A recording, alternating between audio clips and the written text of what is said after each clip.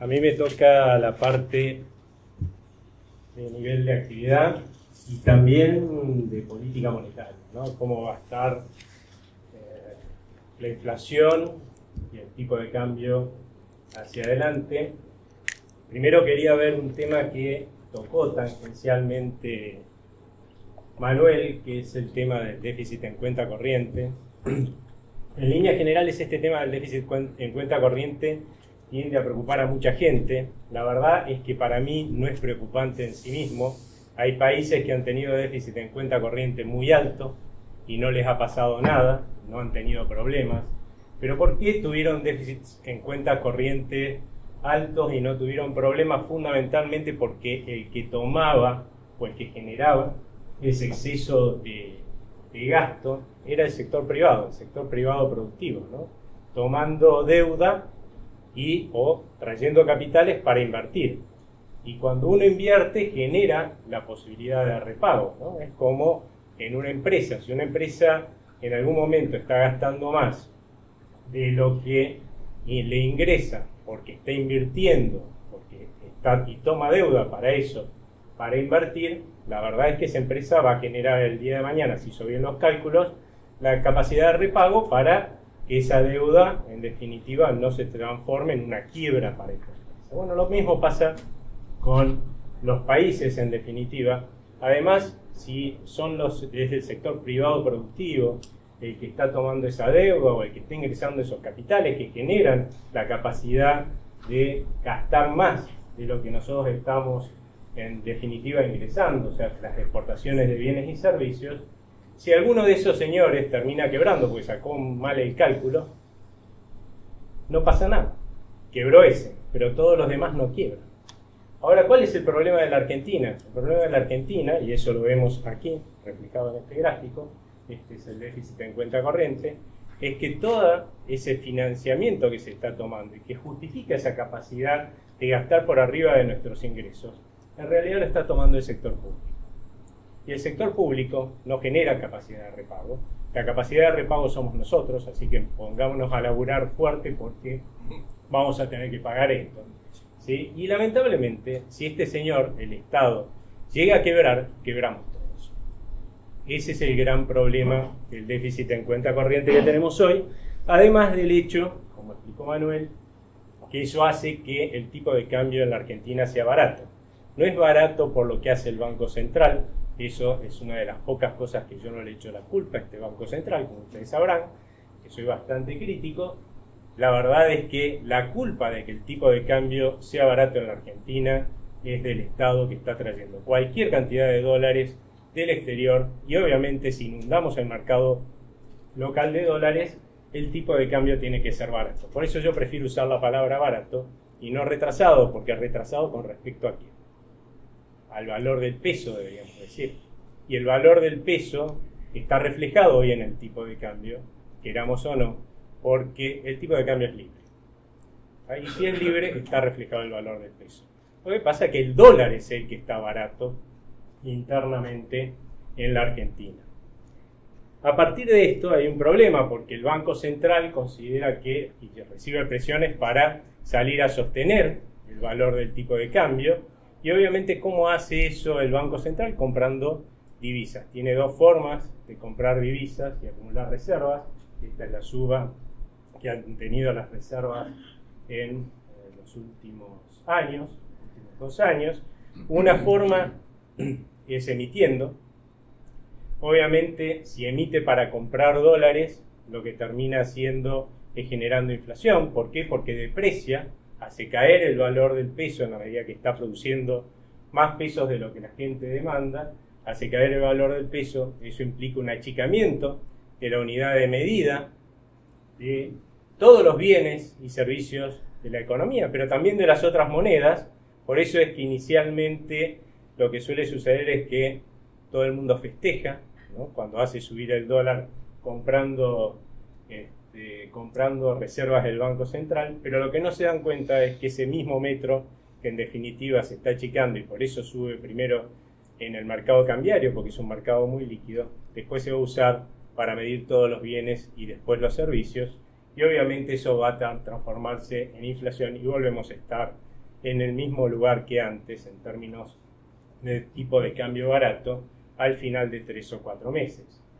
La otra forma que tiene el Banco Central de comprar divisas y sostener el tipo de cambio es endeudándose.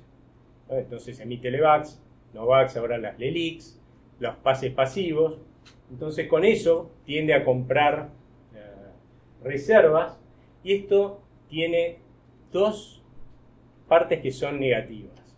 Una es que lamentablemente le quita solvencia al Banco Central. Hay que tener en cuenta que el Banco Central que recibió este gobierno estaba casi quebrado. Es cierto que lo ha ido sacando muy despacito, pero muy despacito de la quiebra. O sea, hoy está menos quebrado nada más, y en gran parte está hoy menos quebrado, y no lo ha sacado definitivamente de la quiebra por esta decisión de comprar con las divisas para no generar tanta inflación con deuda, la cual está pagando tasas de interés que este año, por ejemplo, puede llegar a significar alrededor de 240.000 millones de pesos, un montón de plata, ¿sí? Obviamente no genera riqueza el Banco Central. ¿Con qué lo van a pagar? Endeudándose más o emitiendo más pesos, lo cual implica más inflación. O sea que claramente este esquema así no cierra. Lo otro que es común escuchar, ¿sí?, es que el Banco Central tiende a subir la tasa de interés y por lo tanto son unos señores muy malos que dejan sin crédito al sector privado. Esto también es un error. Y lo voy a explicar de esta forma. Cuando la Reserva Federal nos anuncia estos movimientos de tasa, ¿cómo hace para que la tasa, por ejemplo, baje? ¿Sí? Si quiere que baje en Estados Unidos, lo que hace es compra bonos del Tesoro de los Estados Unidos con dólares, emite dólares, ¿sí? Obviamente eso genera liquidez en el mercado, hay más dólares, más crédito en ese mercado, y eso hace que baje la tasa de interés. Cuando quiere que la tasa suba, como está intentando hacerlo ahora, lo que hace sale, vende bonos del Tesoro de los Estados Unidos, con eso absorbe dólares y por lo tanto la tasa sube. Conclusión: si nosotros tuviéramos un banco central que está tratando de hacer subir la tasa de interés, lo que deberíamos tener es un banco central que está bajando la base monetaria, o aumentándola muy poquitito. Bueno, vamos a ver si es verdad. Aquí.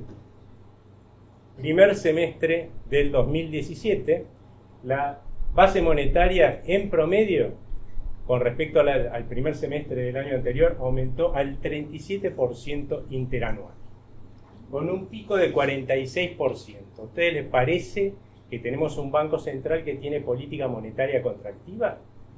Segundo semestre, 27% de aumento con respecto al año anterior. Claramente lo que tenemos es un Banco Central que emite y aumenta la liquidez para bajar la tasa de interés y aumentar el crédito en el sector privado. Es al revés. ¿Por qué? Porque tenemos un sector público que, como contó Manuel, lo que está haciendo con un déficit el año pasado de más de 8 puntos porcentuales del PBI es absorberse todo el crédito interno. Tanto los municipios, las provincias y la nación de algún lado tienen que sacar ese financiamiento para pagar semejante déficit, y lo sacan de un mercado de crédito que en la Argentina es re chiquito. La cantidad de crédito que tiene que quedar para el sector privado es muy poquita, y además tiene que ser muy caro. Si el Banco Central realmente no interviniera ni para bajar ni para subir la tasa de interés, hoy la tasa de interés debería estar bien por arriba del 30%. ¿Está? Bien. Una cosa notable, ¿no? ¿Cuándo emitió más para bajar la tasa de interés? Antes de las elecciones. ¿Cuándo emitió menos? Después de las elecciones. ¿Está? No es casualidad, porque el Banco Central considera, ¿sí?, que aumentando la liquidez en el mercado genera más crédito y eso hace crecer más la economía, lo cual era necesario para llegar bien a las elecciones, lo cual es absolutamente falso, porque cuando uno genera la posibilidad de que una persona pueda tomar crédito a una tasa más barata, es cierto que esa persona, ¿sí?, está teniendo un aumento de su poder adquisitivo, puede gastar más. Ahora, al mismo tiempo, como el Banco Central no genera riqueza, lo que está haciendo es a otra gente, a través del impuesto inflacionario, sacarle ese poder adquisitivo y transferírselo al señor que tomó el crédito. En líneas generales, al que le saca es al tenedor de pesos. ¿Quiénes son los que tienen proporcionalmente más pesos respecto a sus ahorros o ven más castigado de esa forma sus ingresos porque no se pueden defender? Los más pobres. O sea que imagínense que estamos haciendo la de Hood Rollins, ¿no? Bien. Además, no solamente con esto estoy demostrando que no genera crecimiento porque sacamos demanda de un lado y la pusimos en otro, pero la demanda sigue igual, sino que genera menor crecimiento. Con más inflación, la gente, porque esto genera inflación, obviamente emitir, la gente y los inversores consumen menos e invierten menos, porque hay más incertidumbre.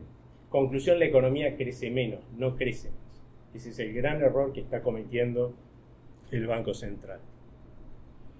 Por otro lado, también es cierto que no siempre el peso se deprecia porque el Banco Central está emitiendo más. A veces uno ve que está emitiendo menos, y ese era un viejo argumento de Mercedes Marcó del Pont, ¿no? Para algunos de los periodos en los que generaron tal desastre que a pesar de bajar el ritmo de emisión, la inflación subía, y ella decía, pero estamos bajando el ritmo de emisión y la inflación sube igual. O sea, estos tipos que hablan de que la emisión genera inflación no tienen razón.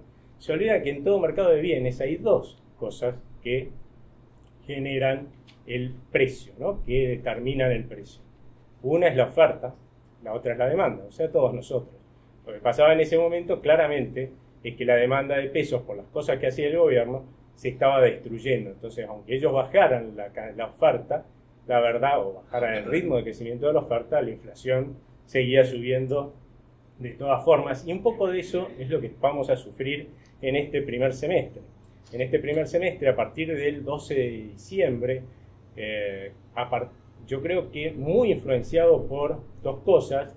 Uno, lo que fue la violencia que vivimos al frente del Congreso con el tema del cambio de actualización de la fórmula para calcular las jubilaciones, que realmente en un momento en el cual las empresas y la gente suele hacia fin de año cubrirse, ¿sí? Cerrar sus balances o cubrirse para irse de vacaciones, del riesgo argentino comprando divisas, toda esa sensación de que iba a ser muy difícil aprobar nuevas reformas estructurales en la Argentina, toda esa violencia llevó a que la gente dejara de mandar fuertemente pesos, ¿no?